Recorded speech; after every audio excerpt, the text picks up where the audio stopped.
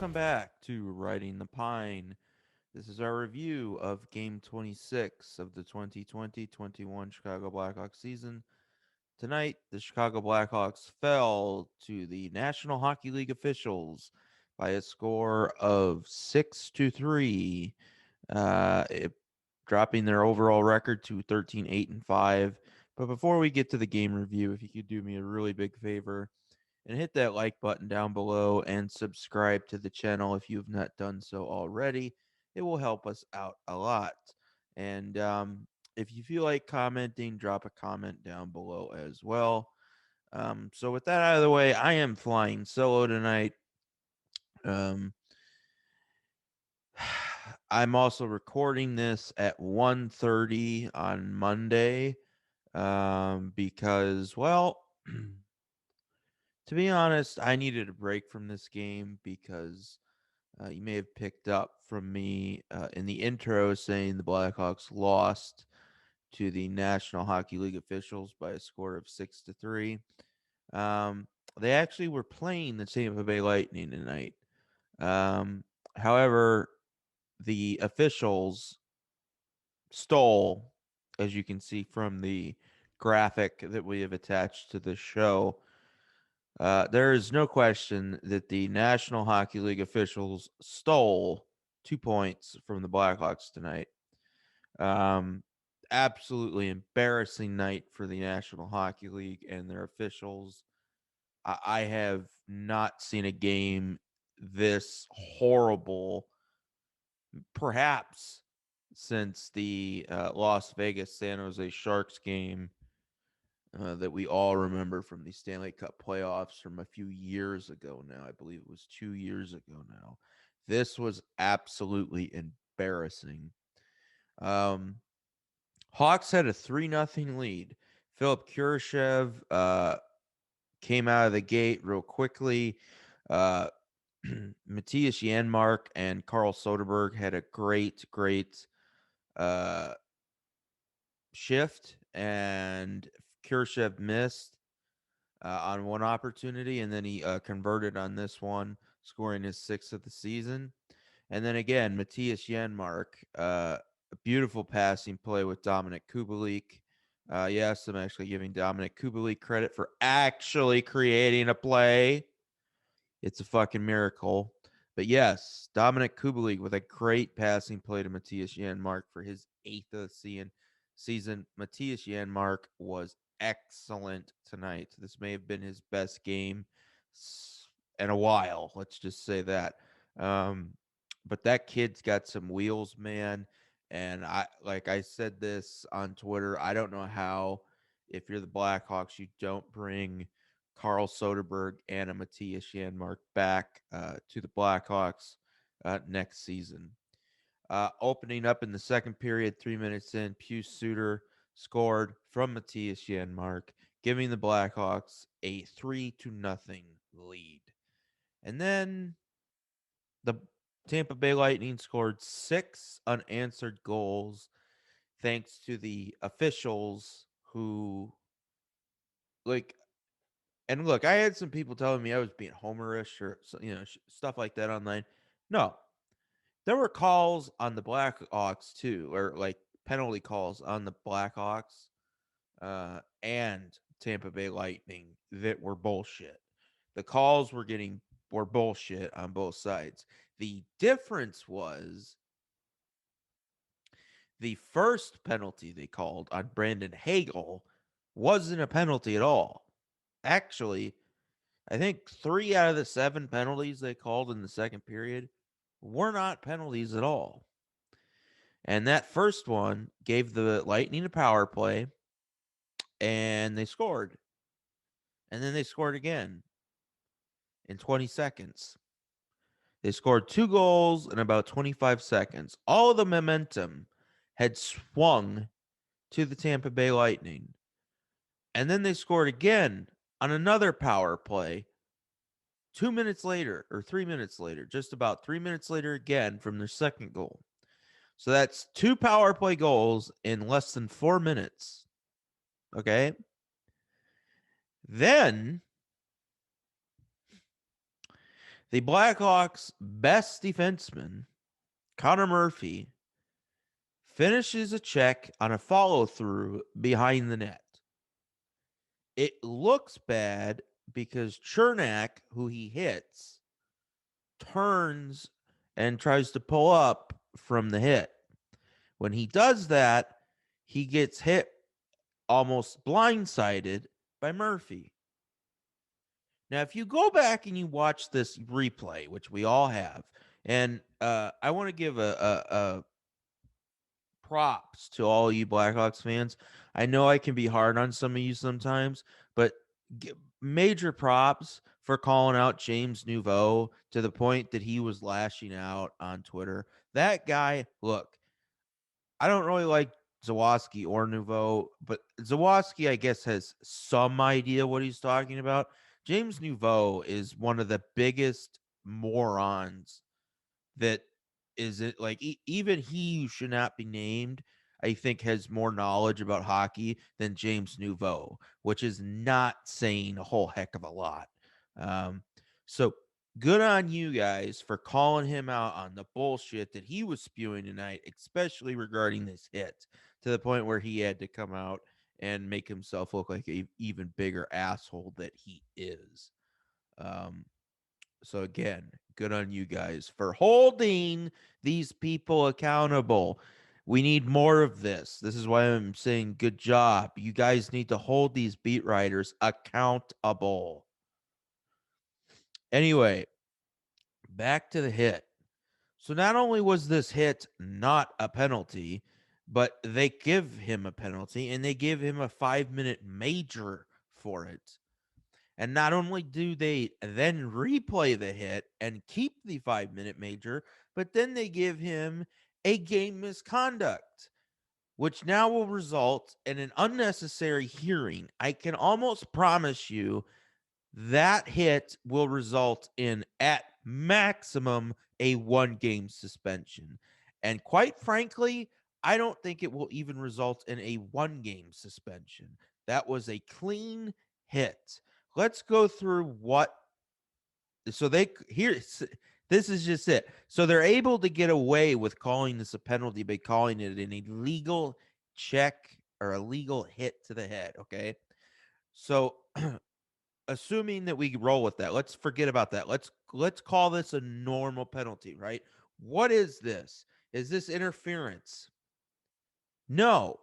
Murphy's going for the puck. The puck's behind the net. He's the puck carrier. It's not interference. They're both going after the puck. That is not interference at all behind the net. Is it tripping? Obviously not. Is it boarding? Well, no, it's not boarding because they're not even remotely close to the boards. Is it charging? This is probably the closest one that we've come to. Is it charging? Well, generally speaking, to be charging, the player would actually have to almost leave his feet and line up, like take a beeline to the player. So, no. As James Nouveau found out, Connor Murphy did not leave his feet. Is this elbowing? Well, if you consider hitting your elbow and back into another player's chest, no. Is this high sticking? No. The only call that you could remotely call this a penalty as would be roughing. And if that's a roughing call, oh my goodness. Again, the league should be embarrassed. Embarrassed. I'm not even going to bother going through the next 3 goals because 2 of them, again, are on the power play. Now, granted, the last one was a definite penalty on Duncan Keith. It was a hook, clear as day. That was a good penalty. But the problem is when the game's already over, it doesn't matter. I was like, the Blackhawks can win this game. I said that before going into the third period, and they could have win. Could have. I think it was Carpenter hit a post. But let me just something I was mentioning. I don't think I tweeted it out, but I was when I was watching the third period. Something I noticed, they were fucking tired. The whole team was tired. They couldn't generate anything. Why? Oh, I don't know. Could it be because they spent the entire fucking second period on the penalty kill? The entire second period. Everyone wants to get online and go, oh, well, the Blackhawks were undisciplined. No. No. I have no problem with how they played today. None. I thought they played an excellent game tonight. And you would go, oh, they blew a 3-0 lead. They lost 6-3. No, I'm completely fine with how they played today. I thought they played well. One of their better games of the year. The reality of the situations is that the Zebras, the guys in the black and white stripes, stole this game from Chicago. And the National Hockey League, on a thank God this was thank God this was not the national media game, because if this was the national media game, the national broadcast that everybody got to watch, holy shit balls, Batman. My God. Again, I have not seen a game this embarrassing for officials, and I don't know how long. And here's the other thing. After they started this shit with the Hawks, they started making makeup calls because those penalties were so bad. When you start making makeup calls, oh, and not just like one makeup call, but several, problem. That tells you something. Look, the Blackhawks could have won all three of these games. They should have won tonight.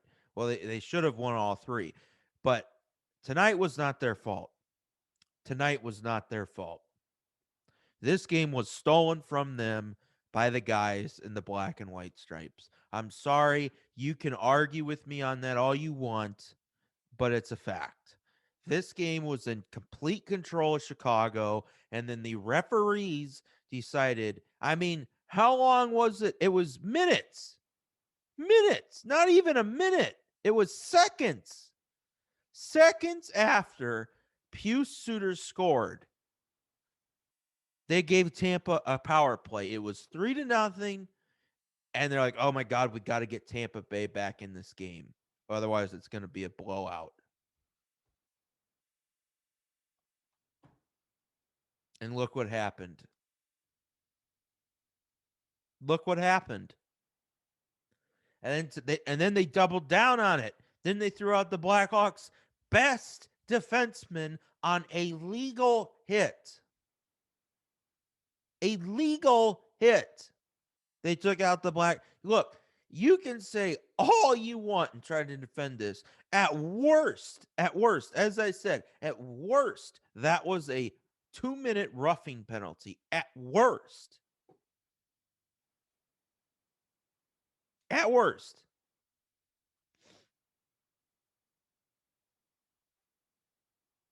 Imagine if Jeremy Colleton didn't play 7 defensemen in this game. I mean, wow. This was, I got to tell you, man, one of the it seriously was embarrassing, and it was I'm still fired up about it a day later. This was embarrassing. I don't have much to say about the game. I really don't. Um I know a lot of people were going after Lankinen. This isn't on Lankinen. How is this on Lankinen? What did Tampa had 5? They went 4 for 5 on the power play.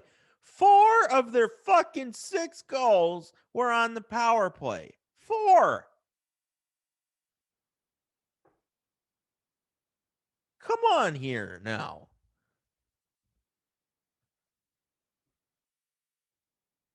This is stop. Stop the nonsense.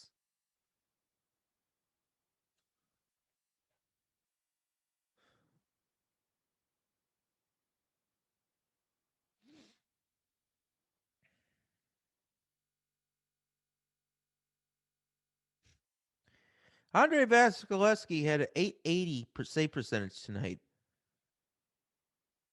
He was not good. The Blackhawks should have won this game. They would have won this game if it wasn't for the bullshit that happened in the second period. I'm sorry.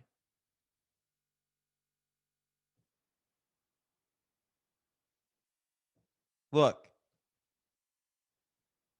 Brandon Hagel hooking. That wasn't a hook. Connor Murphy penalty against Eric Chernak. No.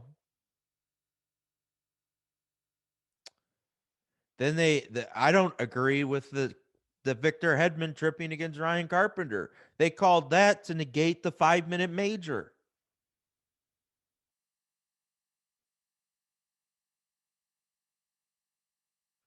The Matthias Janmark high stick on Coleman, that was a penalty. Yes. Ian Mitchell hooking against Steven Stamkos. I don't necessarily think that was a penalty either. Those are all in the second period.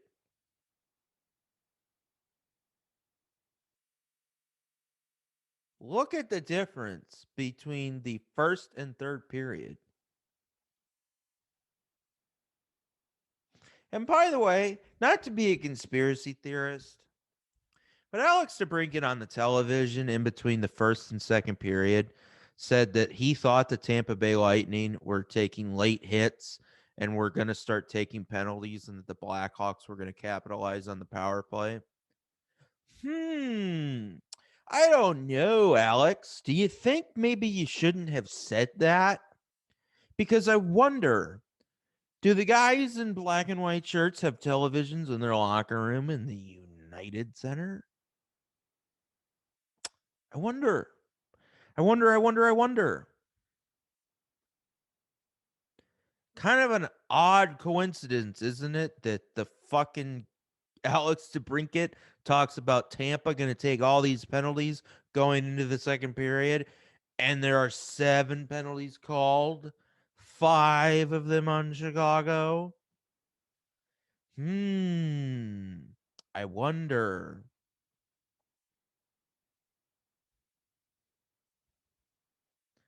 Folks, come on. Let's be real here. This game was rigged. I'm not going to sit here and say the refs had money on this game. But the fucking reality is soon, immediately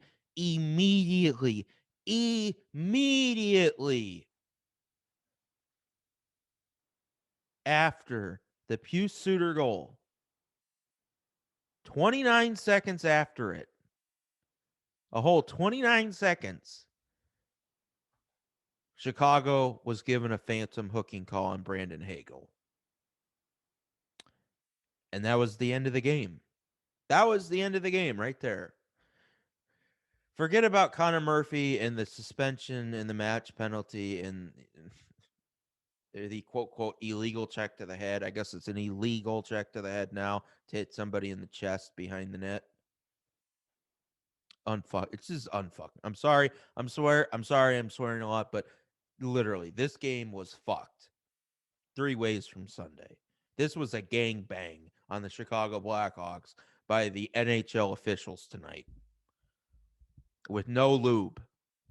This was a joke. And again, I want to say this before all of you on Twitter. Oh my God, stay out of the penalty box. They are. They're not the ones making up phantom bullshit penalty calls. They had was it? One legit penalty in that third or that second. Yeah. There was one legit penalty in that second period that they took that was called, which was the high stick by Matthias Janmark. And the Duncan Keith hooking call in the third period was legit. Those were two legit penalties out of the 5 power plays that were given to Tampa. This other bullshit was no. And let me remind you of something. Before entering this game, the Blackhawks had $30 million on injured reserve. That went up to $34 million when Calvin DeHaan didn't play today. So a team with $34 fucking million on injured reserve, almost half of the salary cap, was up 3-0 on the Tampa Bay Lightning, which is up against the salary cap and is playing salary cap gymnastics with long-term injured reserve.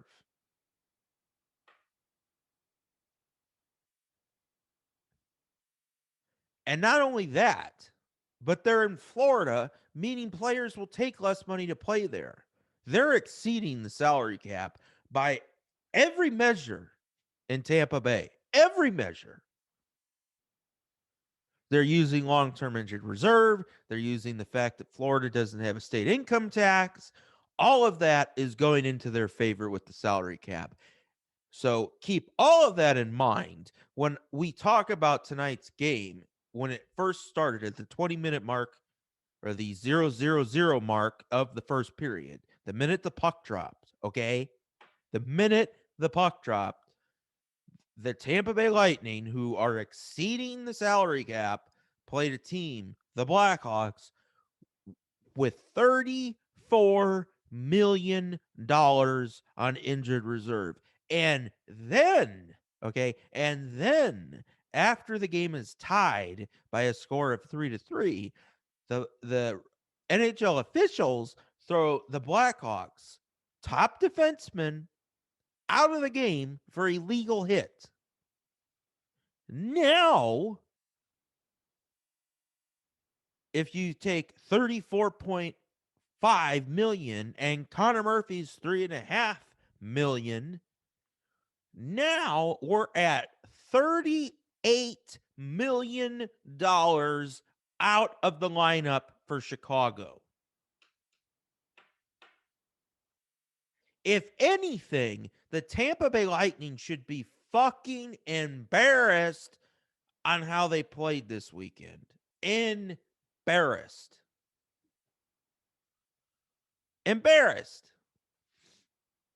A team with literally $40 million on injured reserve had a 3-0 lead at you at one point in this game.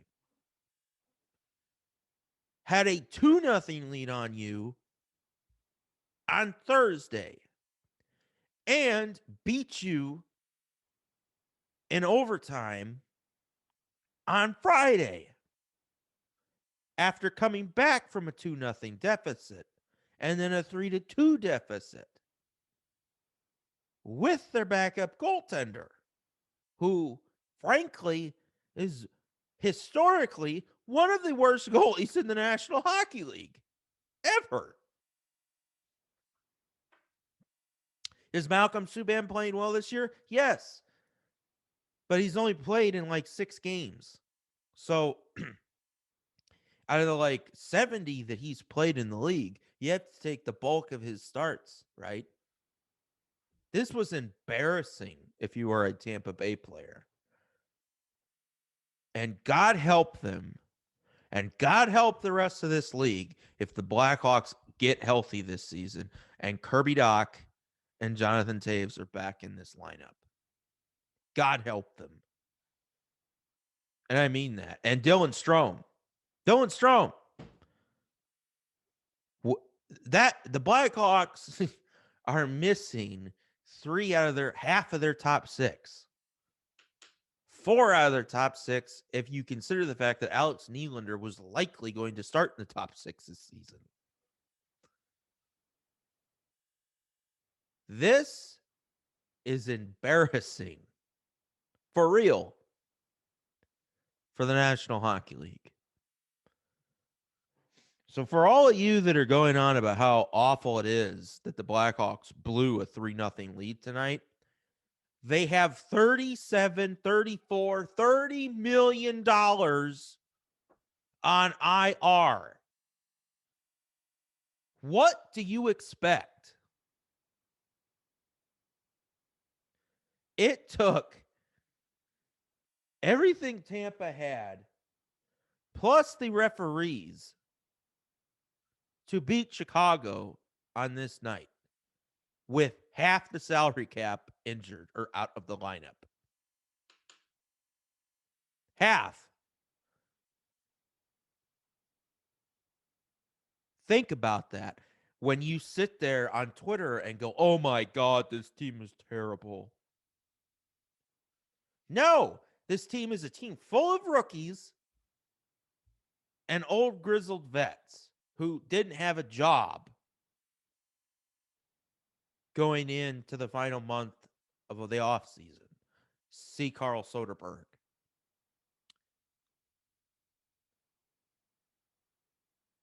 Let's just go through the rookies tonight. Kevin Lankinen in net. Boquist is basically a rookie. Entering this season, he had yet to play 82 games in the National Hockey League, only 40-ish. Lucas Carlson. Wyatt Kalynuk played his first NHL game tonight.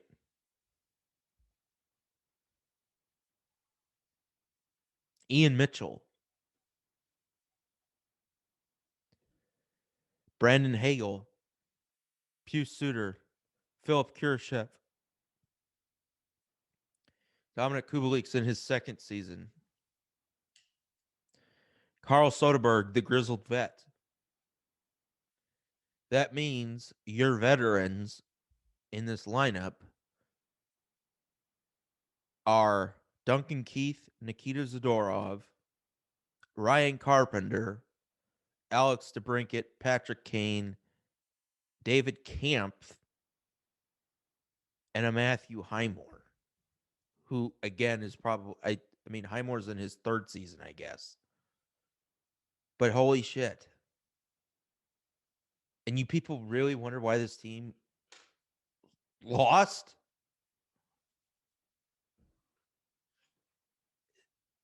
Look, I understand the frustration. It's why I took a whole day, literally, to do this review. Because this team deserves better. They're better than this. They deserve better. This was an embarrassment for the National Hockey League. An embarrassment. And all I can say is that I hope tomorrow, Tuesday, in Dallas, that this team makes a statement and beats the holy hell out of them. Because they need something to pick them up after a game like this. This was awful. Awful. In every sense. And it wasn't their fault. It wasn't their fault. So, um, Joe will be back with me on Tuesday, I suspect. He wanted to record later last night, and then I was going to do it early. Wanted to do it early, and then I decided after the game went south with the officiating, I was not going to be in any mood to do it early. So I reached back out to him, and I haven't heard back. So obviously, I'm doing this as I said about 1:30 on Monday. But yeah, Not a good game, friends. Not a good game. But with that, that will end this review of Game 26. Again, the Tampa Bay Lightning, with the help of the National Hockey League officials, defeated the Chicago Blackhawks by a score of 6-3. And we will be back with you Wednesday morning for our review of the Blackhawks and Dallas Stars. Big game. Obviously, all the big, yeah, pretty much every game from here on out for this month's a big game. So, um, yeah. But until next time, everybody, please stay safe. Keep your friends close. We're all dealing with a lot of stuff right now. We have been over the last year. So if you haven't heard from your friends, just send them a text. If you can, drop by their place, give them a phone call. Um, just check in on them because I'm gonna tell you what, maybe one of these days I am gonna expand this channel. By the way, so hopefully you guys will be interested in my other content that I'm gonna start uploading. I'm gonna be uploading movie reviews and collectible stuff such as hot toy reviews.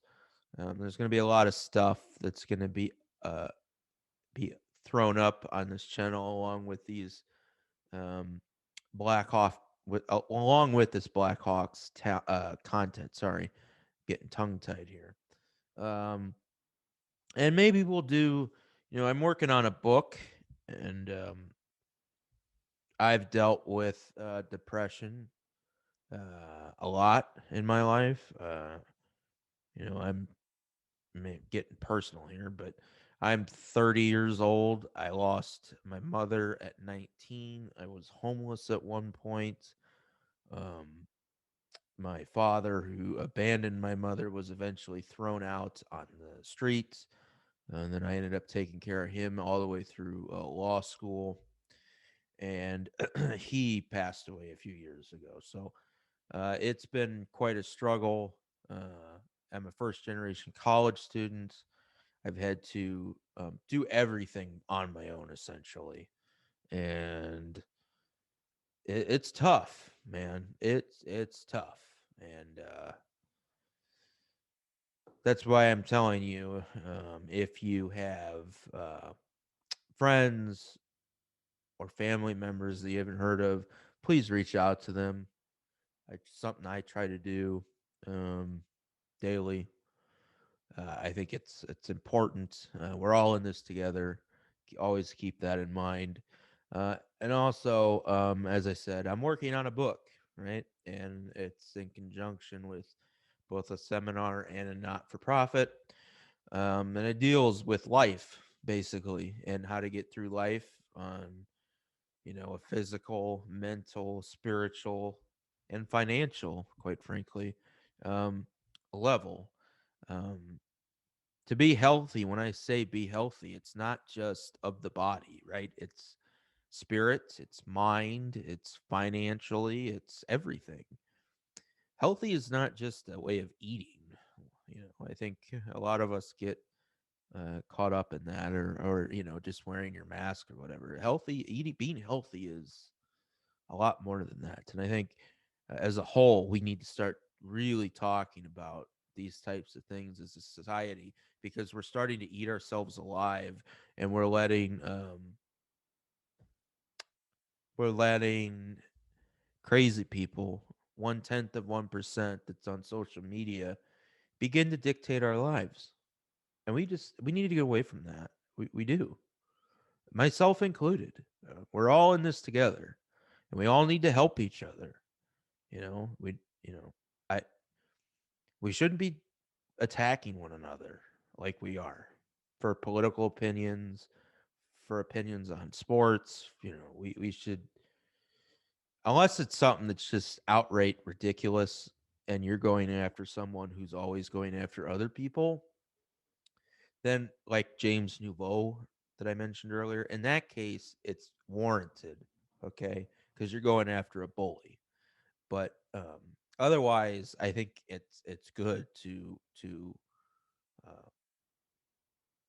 just keep in mind, before you send out tweets and before, you know, it's important. But with that, sorry for my little kind of public service announcement. Um, yeah, but we will be back on Wednesday morning with our game review of game 27 of the 2020-21 season between the Hawks and the Dallas Stars. Until then, everybody, as I said, stay safe, and we will talk to you then. See you later, everybody. Go Hawks.